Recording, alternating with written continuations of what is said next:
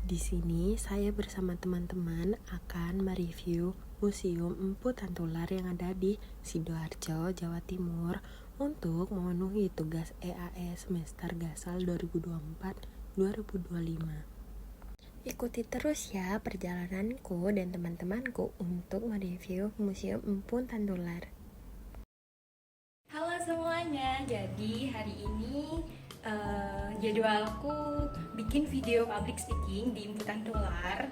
Ini OOTD aku udah pakai jaket karena Sidoarjo panas ya. Aku sama Dona ini bakal ketemuan di Sepanjang karena rumah kita deket. Jadi kita bakal boncengan. Dan ini aku mau OTW dulu, udah rapi. Bye bye.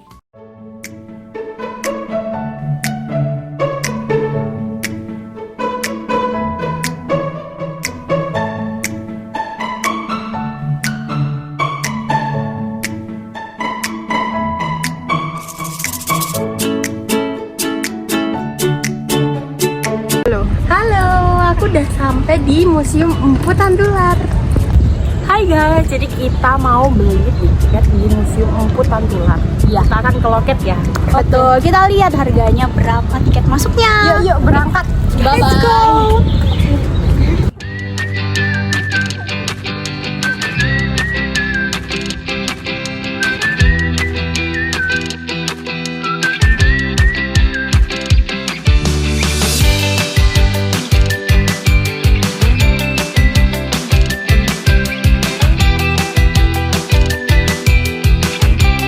Jadi guys, kita di loket mau beli tiketnya. Nanti kita akan spill harganya.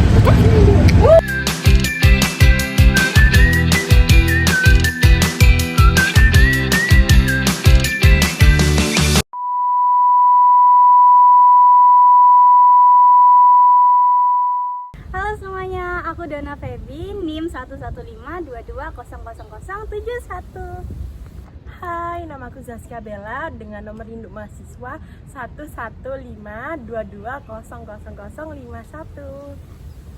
Halo semuanya, namaku Vina Farha Imama dengan nomor induk mahasiswa 11522000100. Museum Empu Tantular adalah sebuah lembaga museum negeri Provinsi Jawa Timur, berlokasi di Sidoarjo, Jawa Timur.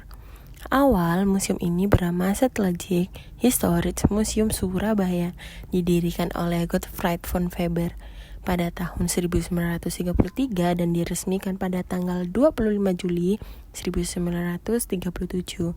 Selanjutnya, karena konsep pengembangan museum dipindahkan lagi hingga sekarang di Jalan Raya Buduran Sidoarjo sejak tanggal 14 Mei 2004 oleh Dinas Pendidikan dan Kebudayaan Provinsi Jawa Timur. Dan saat ini museum dikelola oleh unit pelaksana teknis pada Dinas Kebudayaan dan Pariwisata Provinsi Jawa. Jadi teman-teman, di depan ini udah disambut sama arca Dua Rapala. Di sini ada tulisannya asal Surabaya. Jadi Dua Rapala dalam pengarcaannya dibuat dalam jumlah sepasang. Seringkali diletakkan di depan komplek candi. Dua Rapala dianggap dapat menolak segala potensi jahat yang akan masuk ke area percandian. Gitu teman-teman. Jadi ini tuh sepasang, biasanya diletakkan di sebelah kanan sama kiri. Jadi teman-teman, Museum Empu Tantular ini di Jawa Timur diresmikan pada tahun 1977 pada tanggal 12 Agustus.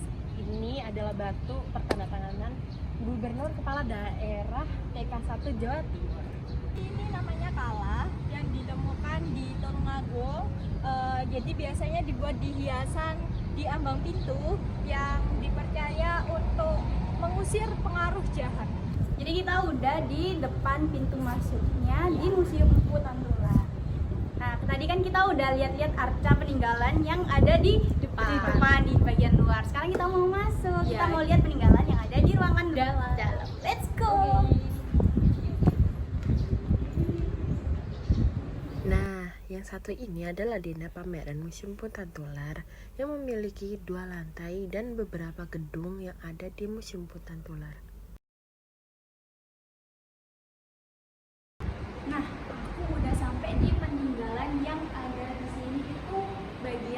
koleksi bebatuan. Jadi aku bakal jelasin kalian di sini koleksi-koleksinya. Salah satu koleksi di Museum Putantular adalah koleksi bebatuan yang mencakup berbagai jenis. Setiap batu memiliki cerita unik yang terhubung dengan budaya, sejarah Jawa Timur. Di Museum Putantular, kamu dapat menemukan koleksi batu-batuan yang tidak hanya bernilai geologis, tetapi juga memiliki fungsi estetis seperti batu kalsit dan batu agat. Batu-batuan ini telah lama digunakan sebagai bahan baku untuk menciptakan perhiasan. Batu kalsit adalah salah satu batu mineral yang sering digunakan dalam pembuatan perhiasan.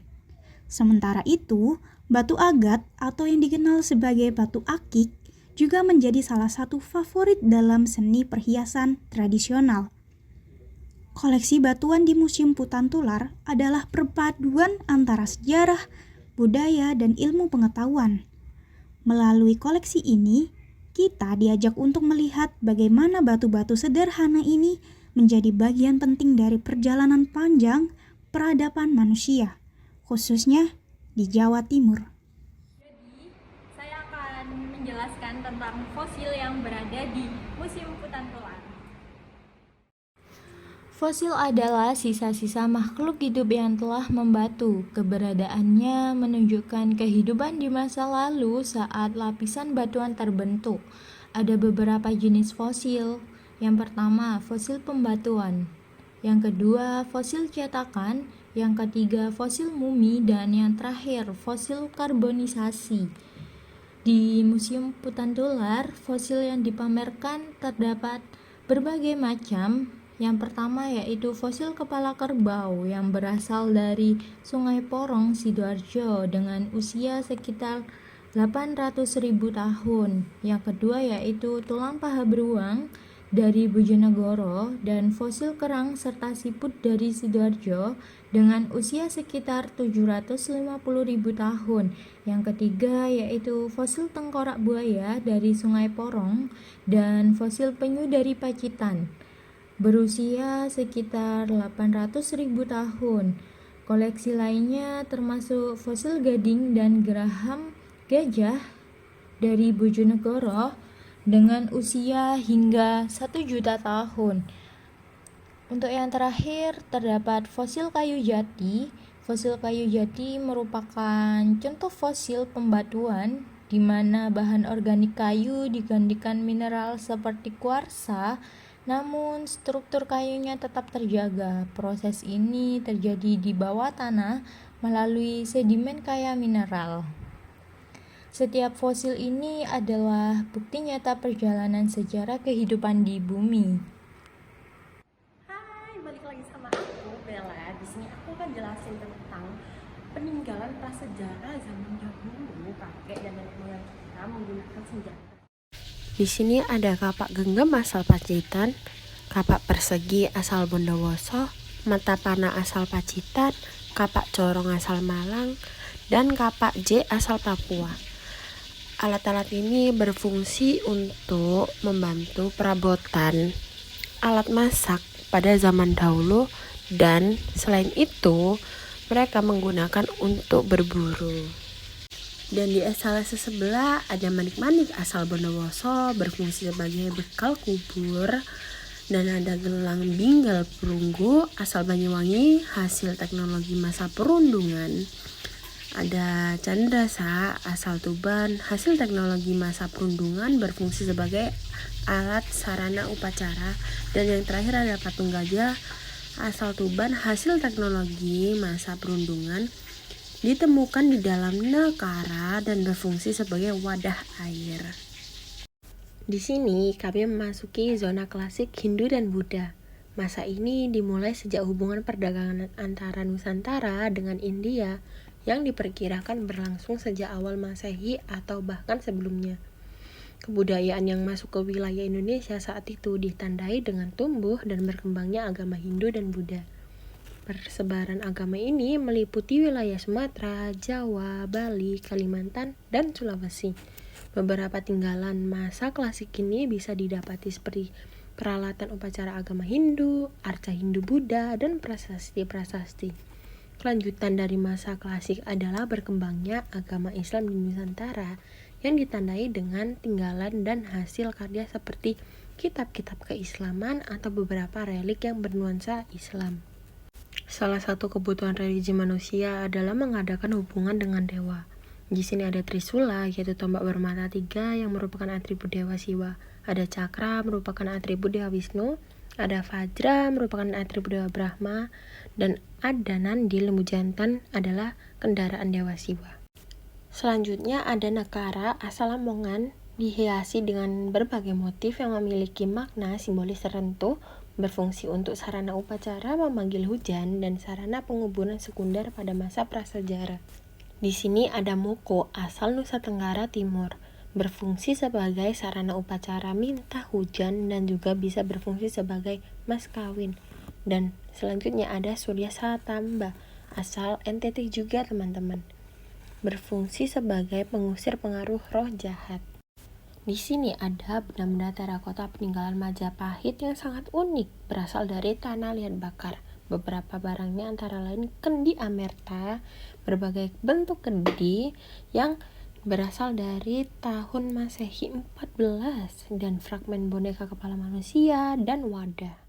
Nah, teman-teman, di sini ada patung yang familiar. Patung-patung ini tidak hanya mempresentasikan kepercayaan masyarakat pada masa lampau, tetapi juga menjadi bukti perkembangan seni budaya di era kerajaan Hindu-Buddha di Jawa Timur. Dewa Ganesha yang dikenal sebagai dewa kebijaksanaan dan penghalau rintangan. Ganesha sering digambarkan dengan kepala gajah dan tubuh manusia, duduk dalam posisi meditasi atau membawa atribut seperti pundi-pundi dan gading patah. Lalu ada pun salah satu dewa utama dalam agama Hindu yang dikenal sebagai dewa pelebur atau transformasi, yaitu Dewa Siwa. Dewa ini sering digambarkan dalam posisi meditasi atau sebagai Nataraja, dewa tari kosmik dengan atribut seperti Trisula dan Lingga. Tidak kalah menarik adalah patung Dewa Wisnu, sang pemelihara alam semesta. Wisnu sering digambarkan membawa cakra, gada, dan sangkakala, melambangkan perlindungan dan keberlanjutan kehidupan. Jadi, di sini aku mau jelasin tentang numismatika. Numismatika adalah kajian tentang mata uang, alat tukar yang mempermudah transaksi manusia. Mata uang di Indonesia pernah dipengaruhi oleh negara asing seperti Portugis, Spanyol, Belanda, dan Jepang.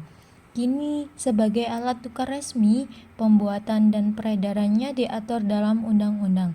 Setiap mata uang mencantumkan angka tahun, nominal, dan dasar hukum yang berlaku. Sebagai identitas negara, mata uang sering dihiasi gambar pemandangan, tarian, atau elemen budaya lainnya untuk mempromosikan kekayaan Indonesia. Mata uang bukan sekedar alat transaksi, tetapi juga cerminan sejarah dan budaya suatu bangsa. Jadi di seberangnya mata uang tadi terdapat mata uang kuno. Pada saat awal-awal kemerdekaan, pemerintah Republik Indonesia belum mampu mengeluarkan mata uang sendiri. Namun, melalui kerja kerasnya, akhirnya pemerintah Republik Indonesia berhasil mencetak uang sendiri. Emisi pertama uang kertas ori atau kepanjangan dari Oang Republik Indonesia dikeluarkan pada tanggal 30 Oktober 1946. Nah, di sini aku akan jelasin tentang senjata peninggalan zaman dahulu yang diciptakan pada tahun 1800. Di sini ada revolver Colt 38 digunakan oleh polisi kolonial Belanda, ada pistol Browning dipakai oleh opsir VOC, ada senapan Tower 1856 dipakai dalam perang Aceh, dan yang terakhir ada musket Brown Bess. Nah, di sini kita akan jelasin tentang patung karapan sapi. Jadi karapan sapi itu biasanya digunakan untuk upacara meminta hujan yang dilakukan di Madura. Di bagian belakang ini koleksinya itu ada seperangkat tuk-tuk dan seperangkat keles namanya. Nah, di lantai atas kita udah langsung disambut sama elektronik zaman dahulu, yaitu Terdapat sebuah kipas angin tenaga uap. Benda ini bukan hanya bukti inovasi teknologi masa lampau, tetapi juga memberikan gambaran tentang bagaimana manusia mulai menggunakan teknologi untuk meningkatkan kenyamanan hidup. Di sampingnya, ada pula mesin jahit yang pertama kali diperkenalkan di Indonesia. Awalnya digunakan di pabrik tekstil dan butik kelas atas. Alat ini kemudian menyebar ke rumah-rumah menjadi bagian penting dalam kehidupan masyarakat sehari-hari. Mesin jahit juga memainkan peran penting dalam pemberdayaan perempuan, memungkinkan mereka untuk memiliki keterampilan produktif yang mendukung perekonomian keluarga. Di sebelahnya, adapun mesin ketik yang mulai dikenal di Indonesia. Mesin ketik menjadi alat revolusioner yang menggantikan tulisan tangan dalam proses dokumentasi. Dengan mesin ini, dokumen dapat dibuat lebih cepat, lebih rapi, dan lebih mudah diduplikasi. Pada zaman dahulu terdapat sepeda unik, yaitu sepeda tinggi dengan sadel setinggi ini, guys. Sepeda tinggi diciptakan oleh dua orang berkebangsaan Inggris bernama James Starley dan William Hillman. Sering juga disebut dengan nama Ariel, yang berarti sepeda terbuat dari metal. Roda bagian depan berukuran besar dan roda bagian belakang berukuran kecil. Selain Ariel, sepeda tinggi ini juga dikenal dengan sebutan BI yang berarti tinggi. Untuk mengendarai sepeda ini diperlukan keterampilan khusus dengan jalan melompat atau memanjat. Di sebelah sini juga terdapat sepeda yang berdasarkan gender. Dulu sepeda didesain berdasarkan perbedaan gender karena norma sosial dan kebutuhan praktis. Wanita sering memakai rok panjang, jadi sepeda wanita dibuat dengan rangka rendah untuk memudahkan mereka naik tanpa melanggar kesopanan. Sepeda pria memiliki rangka horizontal yang lebih kokoh karena mereka lebih sering dianggap melakukan perjalanan jauh atau di medan berat. Desain ini juga mencerminkan peran gender tradisional pada zamannya. Kini perbedaan itu mulai ditinggalkan karena sepeda modern dirancang unisex. Nah, di bagian sini ada pesawat telepon. Pesawat telepon merupakan sarana komunikasi yang praktis, penggunaan dan bentuknya berkembang sesuai kebutuhan. Pesawat telepon ini merupakan perkembangan dan penyempurnaan dari pesawat telepon Alexander Graham Bell sebagai penemu pertama kali pada tahun 1870. Nah, sebelum kita masuk ke Galeri von Weber, aku di sini akan jelasin tentang patungnya von Weber. Beliau adalah pendiri Museum Sejarah yang ada di Sidoarjo, Jawa Timur. Mari ikuti aku ya kawan-kawan untuk menuju ke Galeri von Webernya sendiri. Di depannya Galeri von Weber sendiri, di sini ada arca-arca di kanan kiri dan banyak teman-teman. Nah, kita udah masuk di ruangan yang dimana itu menampilkan pakaian-pakaian pengantin adat. Jadi di sini ada pengantin adat, pakaian pengantin adat yang berasal dari Surabaya. Di sini juga ada busana pengantin dari Bojonegoro. Dan di sini juga terdapat pakaian pengantin yang berasal dari Ponorogo. Nah, di ruangan ini tuh jadi sekelilingnya ini dipasani oleh pakaian-pakaian pengantin adat. Itu teman-teman. Kalau diperhatiin ya, ini tuh pakaian pengantin adat dari Jawa Timur, khusus Jawa Timur gitu. Jadi di sini terdapat duplikatnya prasasti Kamalagian. Di kanan kirinya terdapat miniatur, di kirinya terdapat miniatur Borobudur. Candi Borobudur terletak di Magelang yang didirikan pada awal abad ke-9 Masehi. Selain sebagai lambang tertinggi agama Buddha, Stupa Borobudur juga merupakan replika alam semesta yang menurut filsafat agama Buddha terdiri dari 3 bagian besar, Kamadhatu, Rupadhatu, dan Arupadhatu. Dan di kanannya terdapat miniatur Candi Prambanan. Kompleks Candi Roro Jonggrang atau lebih dikenal sebagai Candi Prambanan terletak di Sleman, daerah istimewa Yogyakarta.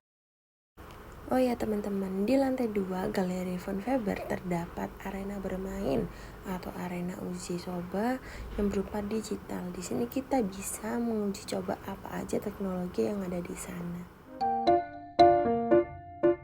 Nah, di sini kita akan mewawancarai salah satu pengunjung di Empu Tantular. Mbak, kalau boleh tanya, apa yang membuat Anda tertarik untuk mengunjungi Museum Empu Tantular hari ini? Oke, jadi sebelumnya kayak backgroundnya itu aku ada tugas buat lulus syarat lulus mata kuliah dan mengharuskan berkunjung ke museum. Dan karena aku juga dari Sidoarjo, jadi yang paling dekat adalah Museum Empu Tantular dan menurutku isi-isi di dalamnya itu ya cukup bagus gitu. Oh, terus apa kesan pertama Anda saat memasuki museum ini? Kesan pertamanya pasti kayak wah bagus banget dan juga antik dan banyak sekali sejarah-sejarah di dalamnya. Oke, yang terakhir nih Kak, benda atau bagian museum mana yang paling menarik perhatian Anda dan kenapa?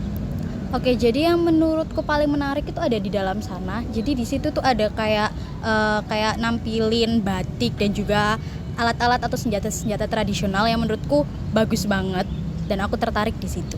Oke, terima kasih ya Kak ya. Di harga tiket di sini tuh berapaan, Pak? Untuk anak-anak SD sama TK, ya TK itu 2.000 dek, Ya. per 10 orang, rombongan ya. Ya. Kalau perorangan 3.000 gitu. 3.000. Ya. Kalau untuk mahasiswa? Untuk mahasiswa mulai SMP dek, Iya. SMP, SMA, mahasiswa, dewasa umum Ya. itu kenanya perorangan 4.000. Oh gitu. Kalau semisal di sini tuh biasanya itu ramenya hari apa, Pak?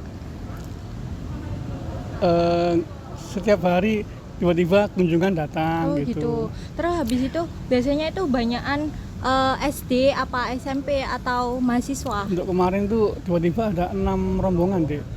Oh, gitu. Ada dari SD, ada dari SMP, SMA, juga dari mahasiswa juga ada ya. Oh gitu. Iya, tiba-tiba Iya, gitu. iya, iya. Ada yang konfirmasi dulu, ada yang langsung. Untuk hari Jumat sering sepi. Ya. Mungkin Untuk jam berkunjungnya itu mulai jam berapa, Pak? Jam 8 pagi sampai jam 3. Untuk hari Selasa sama Jumat.